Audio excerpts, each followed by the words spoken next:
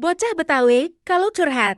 Beli anggur buat anak, beli di Pluit terus ke Pesing. Hidup nganggur kagak enak, kagak pegang duit rasa pusing. Ke Surabaya beli kemeja dibeli buat Bang Jalal. Makanya lu kalau ngelamar kerja apa aja yang penting halal. Masuk kamar, buka lemari, ambil baju 3 buntelan. Ngelamar kerja udah kesana kemari, tapi belum ada panggilan. Bang, baju kemeja buatan Itali, celana levis, kancingnya baja. Makanya lu kalau kerja jangan pilih-pilih, jadi cleaning service yang penting kerja. Ke Tangerang mobil gua mogok sampai jam 5. Zaman sekarang kerja harus nyogok, kalau udah nyogok baru diterima. Nah, ke Cikini bawa belanjaan, Pondok Gede masih Jakarta. Nih, gua ada kerjaan, gajinya gede 10 juta. Beli sepatu ke Tanah Abang, ke Kemang nyari kelapa. Kalau begitu saya mau tuh bang, emang kerjaannya apa? Bawa belanjaan ke daerah Mangpang. Kita ngopi di Kampung Bambun. Kerjaannya mah gampang, nabokin sapi sampai jadi abon. Nabokin sapi? Sapi Sapi hidup? ya hidup. Kagak sekalian banteng. Banteng.